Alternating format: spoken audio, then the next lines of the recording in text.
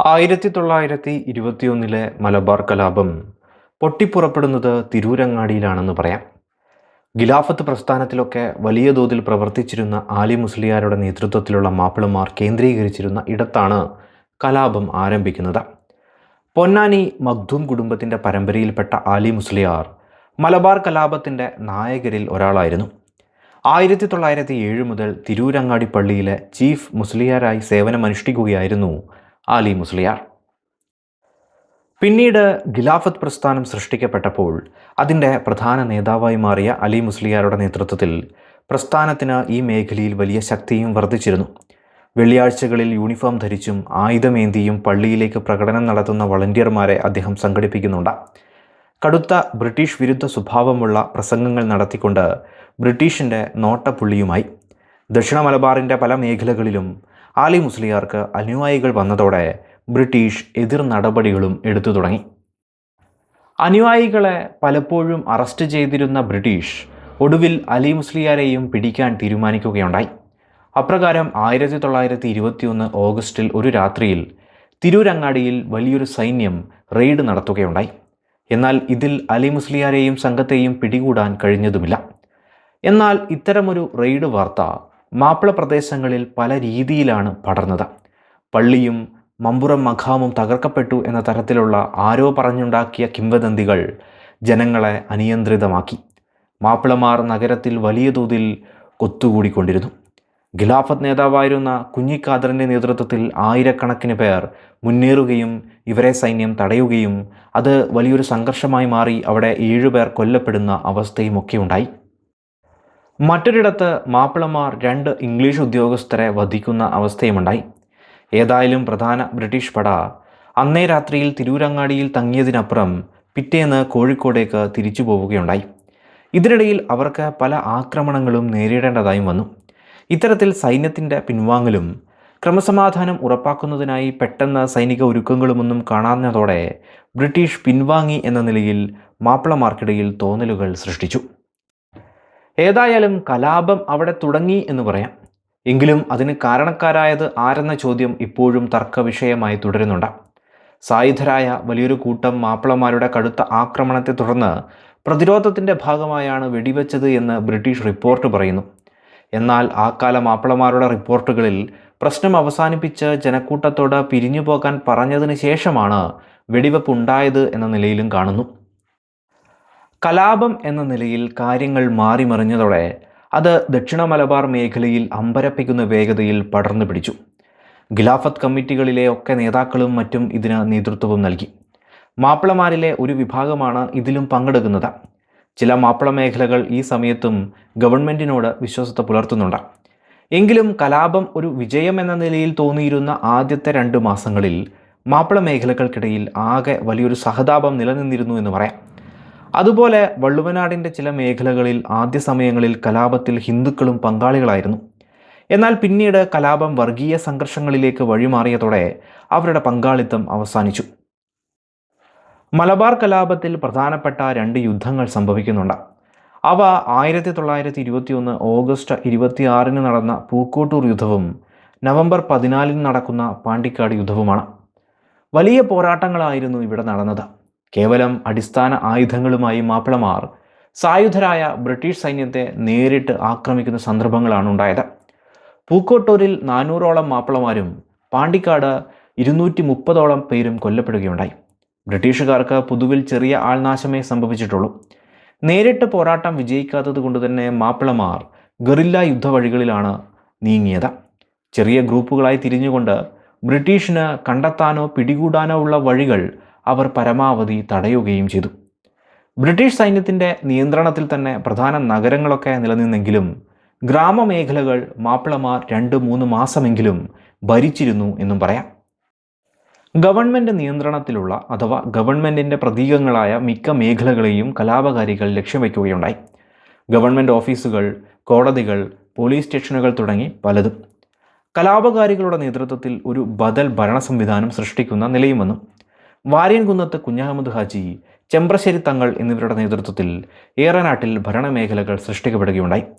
വാര്യൻകുന്നത്ത് Kunjahammed Haji ഏറനാടിൻ്റെ collector എന്നൊക്കെ വിശേഷിപ്പിച്ചതും കാണാം.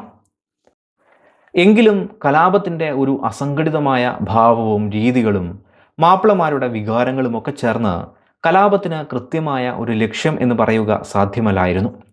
ഇത്തരത്തിലുള്ള അസ്ഥിരതയും മറ്റും പല രീതിയിലുള്ള ആക്രമണങ്ങൾക്കും കീഴടങ്ങലുകൾക്കുമൊക്കെ കാരണമായി മാറി. വർഗീയ സംഘർഷങ്ങൾ ഉണ്ടായപ്പോൾ തന്നെ പഴയ സൗഹൃദത്തിൻ്റെ ഭാഗമായി പരസ്പരം സഹായിക്കുന്ന സന്ദർഭങ്ങളും ഇവിടെ കാണാം. കലാപം തുടങ്ങി കുറച്ചു നാളുകൾ കഴിഞ്ഞപ്പോൾ തന്നെ മാപ്പിളമാർക്ക് വിജയം നേടുക എന്നത് ബുദ്ധിമുട്ടാണ് എന്ന് മനസ്സിലായിരുന്നെങ്കിലും മരണം വരെ പോരാടുക എന്ന നയം കൊണ്ട് പ്രതികൂല സാഹചര്യങ്ങളിലും അവരിൽ പലരും അവസാനം വരെ പോരാടി എന്നും പറയാം. കലാപം തുടർന്നതോടെ ബ്രിട്ടീഷ് അടിച്ചമർത്തലിൻ്റെ ശക്തിയും വർദ്ധിക്കുന്നുണ്ട്. 1921 ഒക്ടോബർ 25 ബ്രിട്ടീഷ് സൈന്യം മേൽമുറിയിലെ മാപ്പിളമാർക്കെതിരെ കടുത്ത നീക്കം നടത്തുന്നുണ്ട്.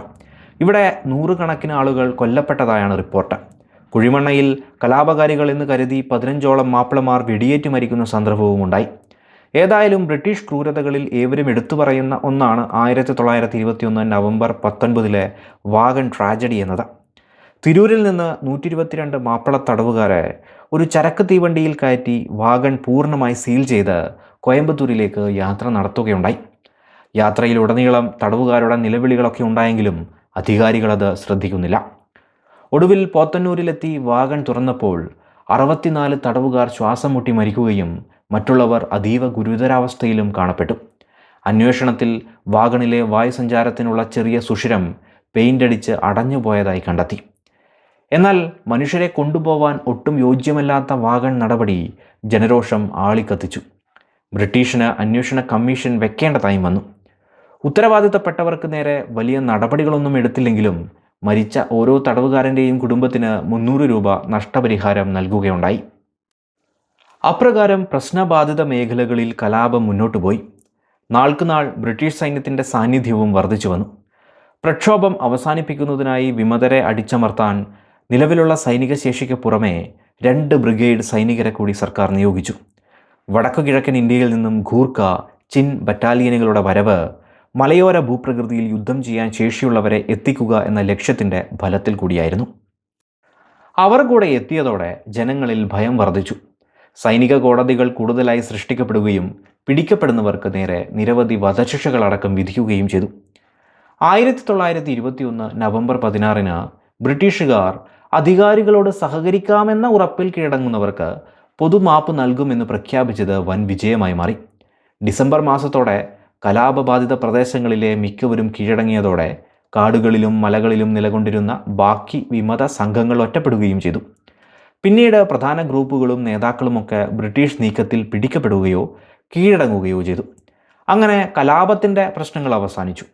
1922 ഫെബ്രുവരി 25 പട്ടാള നിയമം പിൻവലിക്കുന്നതും ഈ മേഖലകളിൽ സ്വാഭാവിക ജീവിതമൊക്കെ തിരിച്ചു വരുന്നതും എന്നും പറയാം. മലബാർ കലാപവുമായി ബന്ധപ്പെട്ട് എല്ലാ കാലവും പറയുന്ന ഒന്നാണ്, അല്ലെങ്കിൽ ചർച്ച ചെയ്യപ്പെടുന്ന ഒന്നാണ് അതിൻ്റെ വർഗീയമായ പ്രശ്നങ്ങൾ.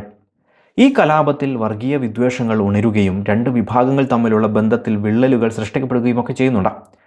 അപ്പോഴും കലാപവുമായി ബന്ധപ്പെട്ട പഠനങ്ങൾ സങ്കീർണത നിറഞ്ഞതായി തന്നെ കാണപ്പെടും. പ്രത്യേകിച്ച് ആ കാലത്തിൻ്റെ രീതികളിൽ നോക്കിക്കാണേണ്ടതുമുണ്ട്. തുടക്ക സമയത്ത് തൃശ്ശൂരിൽ വെച്ച് മാപ്പിളമാരും ഹിന്ദുക്കളും ചേർന്ന് ക്രിസ്ത്യാനികൾക്ക് നേരെ ആക്രമണം നടത്തിയതായി പറയുന്നുണ്ട്. അന്ന് പ്രസ്ഥാനത്തിന് ക്രിസ്ത്യാനികൾ എതിര് നിൽക്കുന്നു എന്ന ധാരണയിന്മേലായിരുന്നു ഈ ആക്രമണം നടന്നത്. അതുപോലെ മാപ്പിളമാർക്കെതിരെ തന്നെയും ഹിന്ദുക്കൾക്കെതിരെ തന്നെയും പോരാടുന്ന സന്ദർഭങ്ങളും കാണാം. അതുപോലെ പരസ്പര സഹായങ്ങളും കാണാം. എങ്കിലും തുടക്കകാലത്തെ ഈ സങ്കീർണതകൾക്കപ്പുറം കാലം മുന്നോട്ടു പോയതോടെ കലാപത്തിനൊരു വർഗീയ സംഘർഷത്തിൻ്റെ സ്വഭാവം കൈവന്നിരുന്നു എന്ന് മിക്ക റിപ്പോർട്ടുകളും പറഞ്ഞു വയ്ക്കുന്നു. ഉദാഹരണത്തിന്, തുടക്കകാലത്ത് മാപ്പിളമാരുടെ നടപടികൾ ഹിന്ദുക്കൾക്ക് നേരെ ആയിരുന്നില്ല. പകരം ഭരിക്കുന്ന ബ്രിട്ടീഷുകാർക്കെതിരെയും അവരെ പിന്തുണയ്ക്കുന്ന ഹിന്ദുക്കളോ മുസ്ലിങ്ങളോ ആയ എല്ലാവർക്കുമെതിരെയായിരുന്നു. മാപ്പിള സംഘം ആനക്കയത്ത് വെച്ച് വിരമിച്ച പോലീസ് ഇൻസ്പെക്ടറായ ഖാൻ ബഹദൂർ ചേക്കുട്ടിയെ വധിക്കുന്നൊക്കെയുണ്ട്. ബ്രിട്ടീഷുകാരെ സേവിക്കുകയോ സഹായിക്കുകയോ ചെയ്ത മാപ്പിളമാരെ അവർ എതിർക്കുന്നുണ്ട്. പലപ്പോഴും പോരാട്ടങ്ങളും നടക്കുന്നുണ്ട്. 1921 നവംബറിൽ സംഘർഷത്തിൻ്റെ ഭാഗമായി കലാപവുമായി സഹകരിക്കാത്ത മാപ്പിളമാരുടെ വീടുകൾക്ക് തീയിടുന്നുണ്ട്. ഇതേ രീതിയിൽ ഹിന്ദുക്കളും ആക്രമിക്കപ്പെടുന്നുണ്ട്. ഉദാഹരണത്തിന്, പാണ്ടിക്കാടിന് സമീപമുള്ള ഗൂർഖ സൈനികർക്ക് സഹായം നൽകിയ 10ഓളം ഹിന്ദു വിഭാഗത്തിലുള്ള തൊഴിലാളികൾ കൊല്ലപ്പെടുന്നുണ്ട്. എന്നാൽ പിന്നീട് ഒരു വിഭാഗം കലാപകാരികൾ ഹിന്ദുക്കൾ എന്ന നിലയിൽ തന്നെ എതിർക്കുന്നുണ്ട്.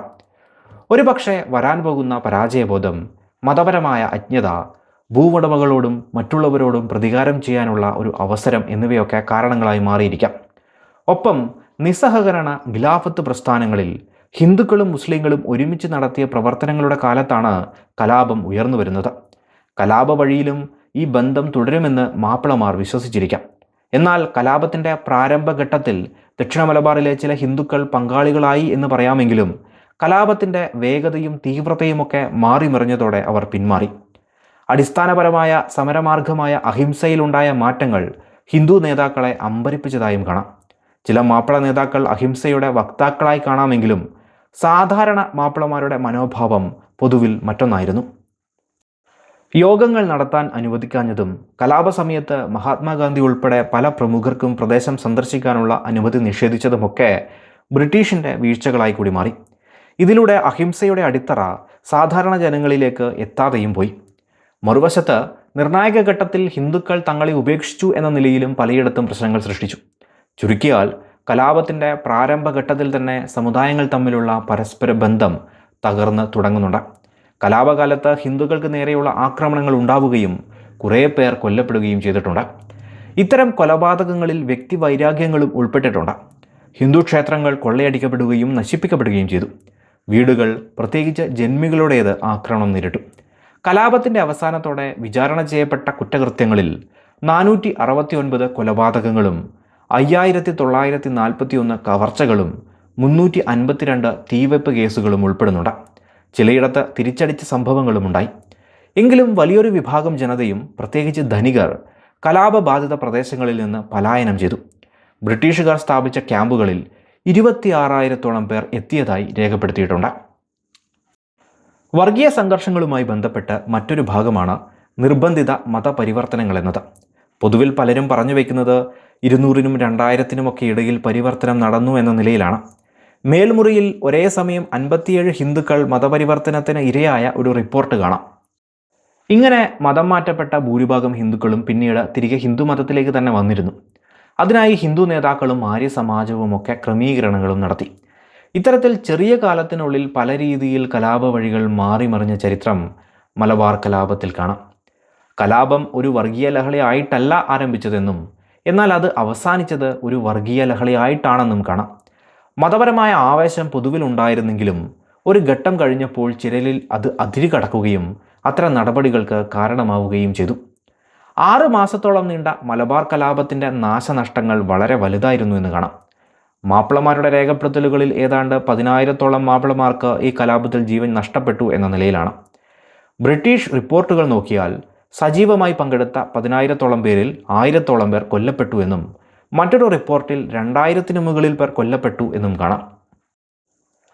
ബ്രിട്ടീഷ് ഗവൺമെൻറ്റിനെ അട്ടിമറിക്കാനും ആയുധബലത്തോടെ ഒരു ഖിലാഫത്ത് ഗവൺമെൻറ് സ്ഥാപിക്കാനുമാണ് മാപ്പിളമാർ ശ്രമിച്ചതെന്ന വിലയിരുത്തലിൽ ബ്രിട്ടീഷ് മേഖല കടുത്ത ശിക്ഷാ നടപടികളാണ് എടുക്കുന്നത്.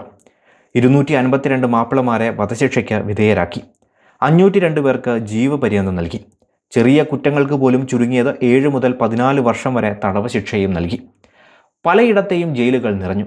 നിരവധി മാപ്പിളമാരെ ആൻഡമാൻ ദ്വീപുകളിലെ ജയിലുകളിലേക്ക് നാടുകടത്തുകയുമുണ്ടായി. പിന്നീട് ജയിലുകളിലെ തിരക്ക് കുറയ്ക്കാനും ഫണ്ട് കണ്ടെത്താനുമായി പല തടവ് ശിക്ഷകളും പിഴകളാക്കി മാറ്റുകയുണ്ടായി. അപ്രകാരം ശിക്ഷ മരവിപ്പിക്കപ്പെട്ട 5000-ലധികം മാപ്പിളമാരിൽ നിന്നായി 4 ലക്ഷത്തോളം രൂപ പിഴയായി ബ്രിട്ടീഷ് ഈടാക്കിയതായി കാണാം. സർക്കാർ മേഖലകളെ ആക്രമിച്ച് നശിപ്പിക്കുക എന്നതായിരുന്നു മലബാർ കലാപത്തിൻ്റെ പൊതുവായ രീതി എന്ന് പറയുകയുണ്ടായല്ലോ. 8 റവന്യൂ ഓഫീസുകൾ, 10 രജിസ്ട്രേഷൻ ഓഫീസുകൾ, 23 പോസ്റ്റ് ഓഫീസുകൾ, 50-ലധികം തദ്ദേശ ഭരണ സ്ഥാപനങ്ങൾ എന്നിവ തകർക്കപ്പെടുകയോ നശിപ്പിക്കുകയോ ചെയ്തിട്ടുണ്ട്. കൃഷിയും വിദ്യാഭ്യാസ മേഖലയുമൊക്കെ നിശ്ചലമായി. ഇത് പൊതുവായ ദാരിദ്ര്യത്തിനും വഴി തുറന്നു. ഈ സമയം Malabar central relief committee, servants of India society, Arya Samajam, YMCA, Kerala Congress, Mappila relief committee തുടങ്ങി പലരും ഒന്നിച്ചു ചേർന്ന് പുനർനിർമ്മാണത്തിനും അഭയാർത്ഥികളെ പുനരധിവസിപ്പിക്കാനുമൊക്കെ പല നടപടികളെടുത്തു. ധനസമാഹരണമൊക്കെ നടത്തി പലയിടത്തും ചിലവഴിച്ചു. കൃഷിക്കും കെട്ടിട നിർമ്മാണത്തിനുമൊക്കെ വായ്പകൾ അനുവദിച്ചു. ചുരുക്കിയാൽ കലാപശേഷവും സാധാരണ ജനത വലിയ കഷ്ടപ്പാടിലേക്ക് വീഴുകയാണ് ഉണ്ടായത്.